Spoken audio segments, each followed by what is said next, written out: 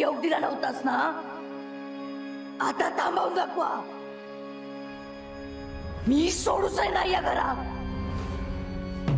मामा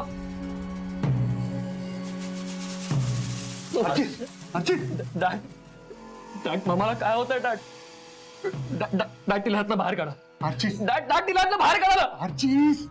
या घर माझा.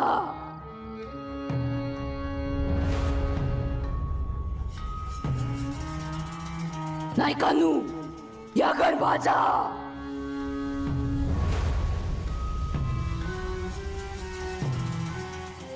या झाडाक लटकून मी शिव दिला होताय. तुमच्यामुळे तुमच्यामुळे. आठवता काय? या झाडावरून तुम्ही मका खाली उतरवलास. सगळा गाव जमला होता. तुम्ही माझे दागिने काढून घेतले होतेस. माझे दागिने तुमच्याकडे आहेत.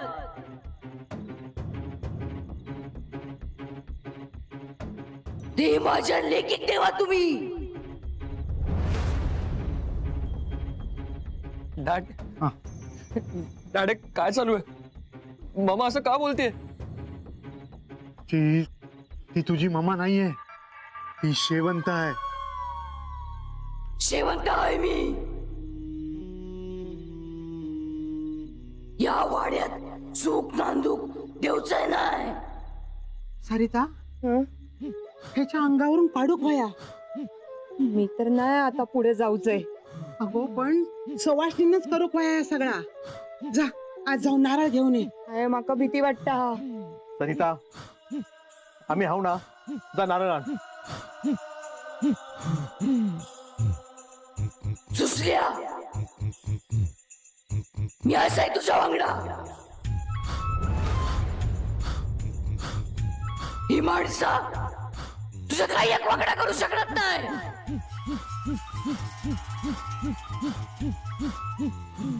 चल पुढे.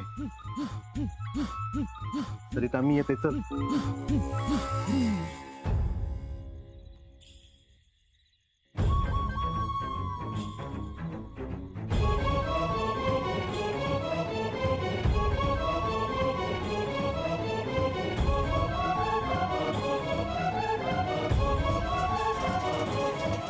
पुढे येऊ नका, मागे हो. माझ्या समोर इलास तर सापड टाकेन. मागे हो आधी. चल आम्ही हाव. काय करता बघता.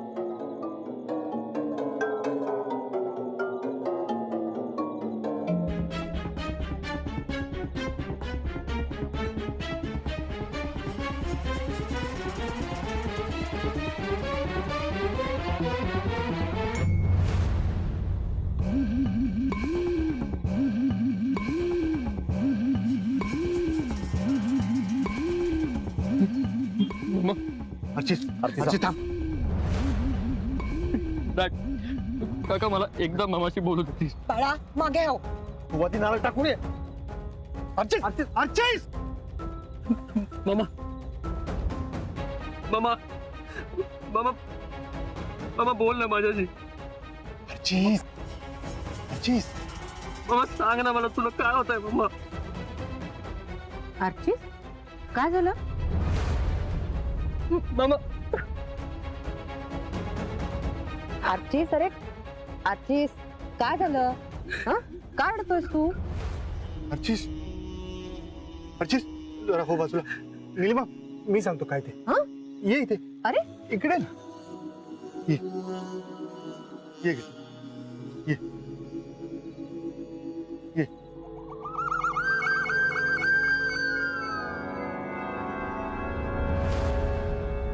ये.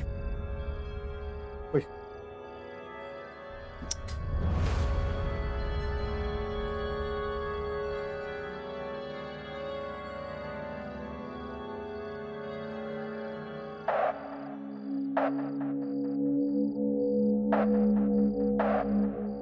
काय झालं? असे का बघताय माझ्याकडे?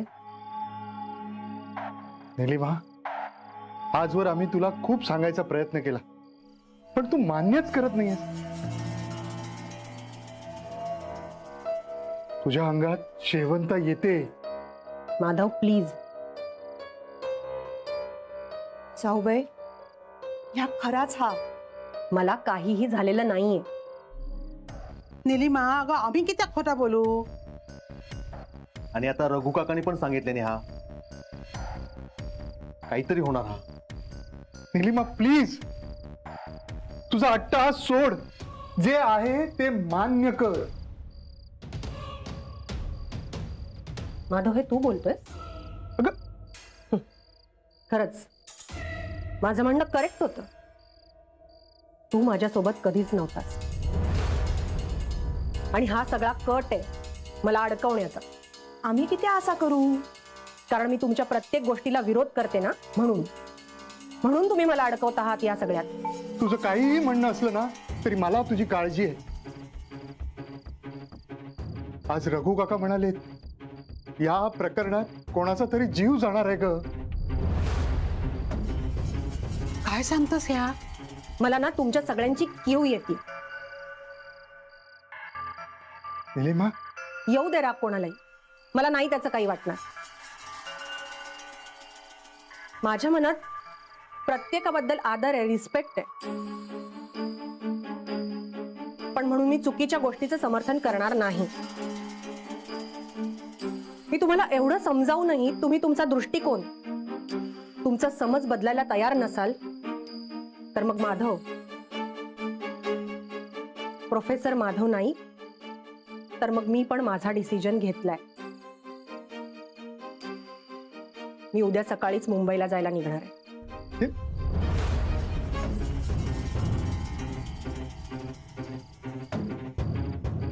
निलिमा, असं तडकाफडकी काय ठरवू नकोस गो. मी विचार करूनच निर्णय घेतलाय आहे. मी जे काही शिकलीये त्यावरून मी हे निश्चित सांगू शकते की तुम्ही सगळे चुकीच्या मार्गाने चाललेला आहात. मी तुम्हाला यातून बाहेर काढण्याचा माझ्या परीने खूप प्रयत्न केला, पण आता मी हरले. मी नाही प्रूव्ह करू शकले की इथे जे घडतंय ती अंधश्रद्धाच आहे. ठीक आहे, आता एकच सदिच्छा आहे की इथे जे काही घडतंय ते सगळं नॉर्मल व्हावं आणि तुम्ही सगळेच सुखी व्हावेत.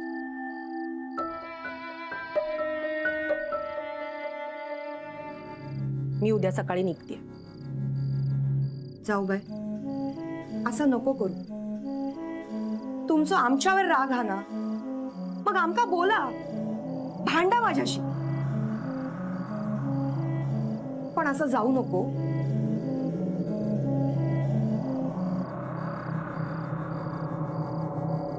नाही सरिता, मी तुझ्यावर रागवलेले नाहीये. तू खूप चांगली आहेस. जे मनात असतं ते तोंडावर बोलून टाकतेस. खूप भोळी आहेस तू.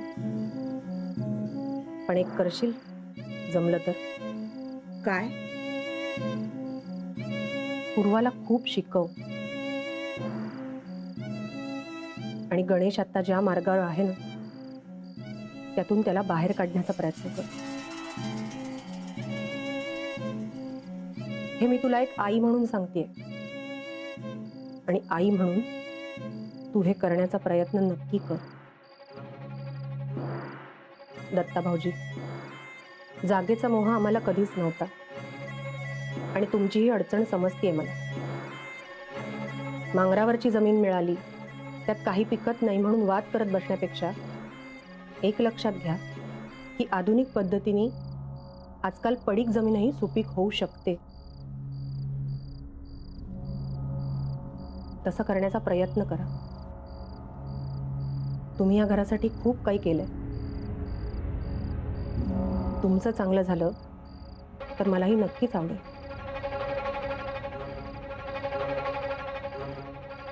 अभिराम, नीट परीक्षा दे आणि रिझल्ट कळव मला. आणि हो, लग्नाची तारीख आहे. जमलं तर येईन मी, पण फक्त लग्नालाच.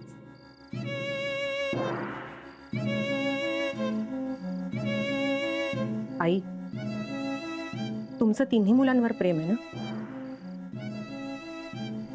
मग छायाचं काय? तिच्या बाबतीत जे झालं ते झालं, पण ते सगळं विसरून तिला नवीन आयुष्य जगण्याची एक संधी नाही का देऊ शकत? तिचं ज्या मुलावर प्रेम आहे त्याच्याशी तिचं लग्न लावून द्या ना. मी विनंती करते तुम्हाला, आणि मी फक्त विनंतीच करू शकते, बाकी काही नाही. ते निलिमा, तू एकटी कुठे जाणार आहेस? ती एकटी नाही जाणार. मी तिच्यासोबत जातोय मुंबईला.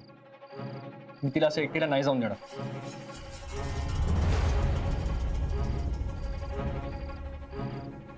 त्यांनी मुंबईला यायचं की नाही हा त्याचा डिसिजन आहे, पण मी उद्या निघते.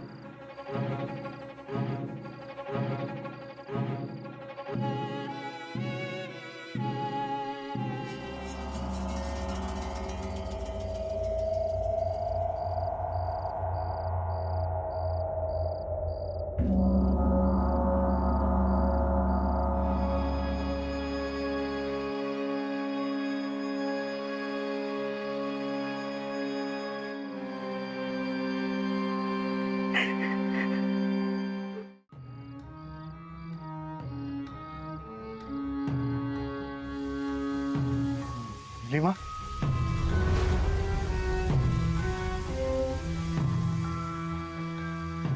I am sorry. तुझे कपडे कपाटातच ठेवलेले आहेत. निलिमा, तू समजतेस तसं काही नाहीये. आम्ही तुला अडकवण्याचा प्रयत्न करत नाही आहोत. हा मेडिसिनचा बॉक्स मी इथेच ठेवणार आहे, उपयोगी पडू शकतो. अगं, आम्ही जे आहे ना ते फक्त सांगायचा प्रयत्न केला. अगं, तू खरंच. माधव, या एक्सपायरी डेट संपलेल्या गोळ्या डब्यात काय करतायत? अगं, निलिमा, निलिमा प्लीज ऐकशील माझं? माधव, नायकांच्या घरातल्या पुरुषांनी बायको समोर असे हात जोडलेले जर कोणी पाहिलं ना तर गावात चर्चा होईल रे. Excuse me.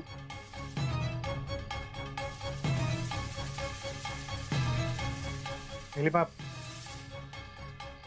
आय नो तू खूप हर्ट झालीस. अगं, पण तू काही ऐकूनच घ्यायला तयार नाहीयेस. हे बघ, तू प्लीज जाऊ नकोस ना, प्लीज. हा, मला तिथे खूप काम आहेत, अगं काम काय मला पण आहे. पण मी इथे अडकलेली नाहीये. एनिवेज, इथल्या जमिनीच्या कामाचं बघ आणि लवकर मुंबईला ये. कॉलेजलाही कळव तू सुट्टी वाढवून घेतली असते, कारण त्यालाही काही लिमिट्स आहेत ना. आणि तुझी कादंबरी काय तू तिथे येऊनही पूर्ण करू शकतो. आता खूप अनुभव आहे तुझ्या गाठीशी. आणि हो, सायंटिस्ट म्हणून या सगळ्यावर माझा विश्वास नव्हता, विश्वास नाहीये, आणि म्हणूनच मी या सगळ्याला विरोध करत होते.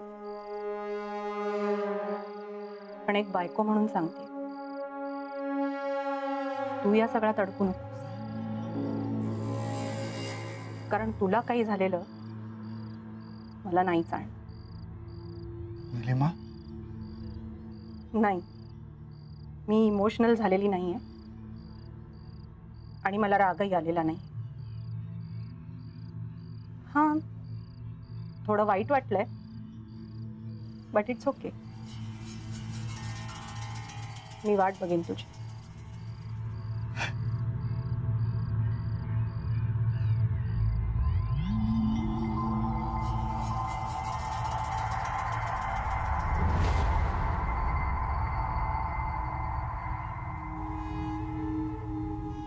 काय माझे खोबरा किसून दमुक झाला.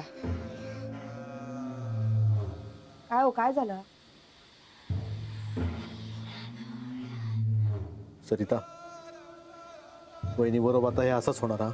म्हणजे कुणीतरी वहिनीवर फिरवून टाकलेला आणि ह्या सगळा त्या केसांमुळे झाला. म्हणजे देवशेतात एक गाठोडं सापडलेला पुरलेला, त्याच्यामध्ये ह्यो केसांचा पुंजक होता आणि नारळ.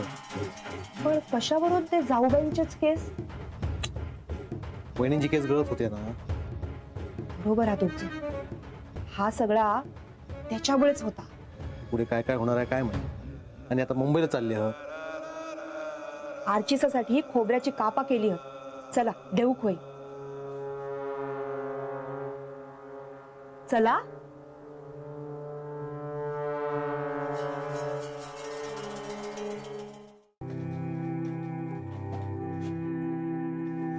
काकी प्लीज थांब ना.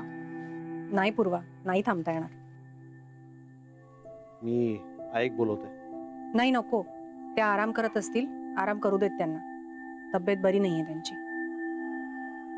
जाऊबाई निघाला? हो, तू काळजी घे स्वतःची.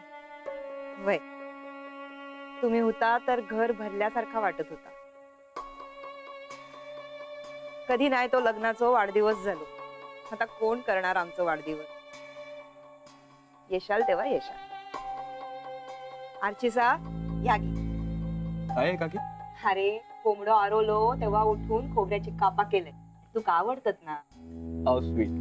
थँक्यू काकी. आर्चिस, मामा काकी नमस्कार करा. अरे आज काका. बघितला कसं शहाणो हा. बरं काकी, तू ये ना मुंबईला. आमका कोण आणत मुंबई? काका काकीला घेऊन ये ना मुंबईला कधीतरी. माधव, बघ जमलं तर लवकर ये.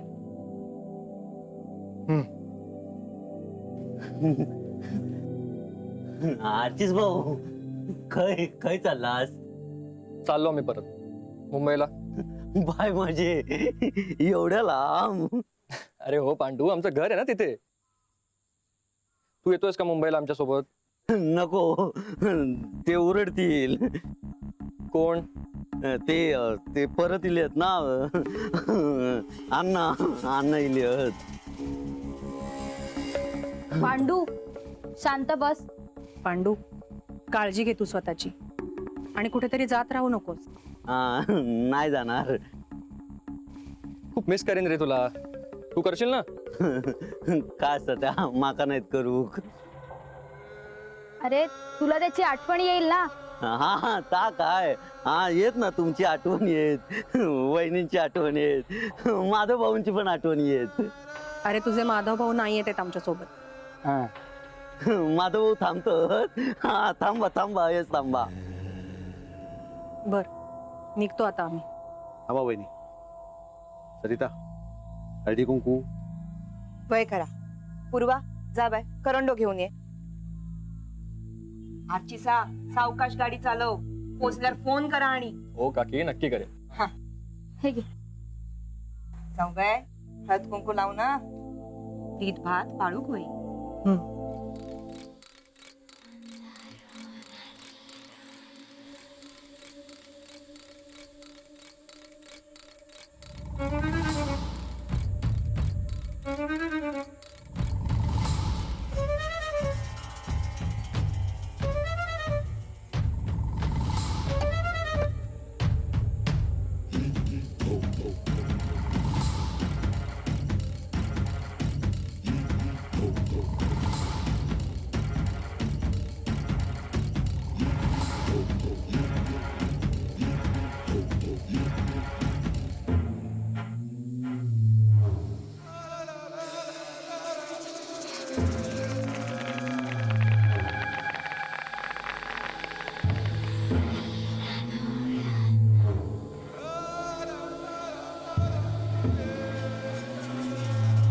हे बघ काय, चार्जर इथेच विसरली.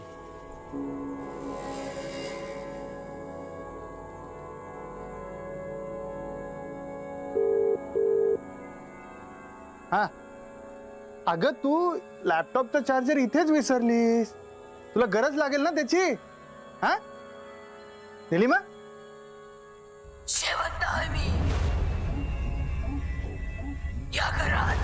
माझी जागा मी मिळवीन.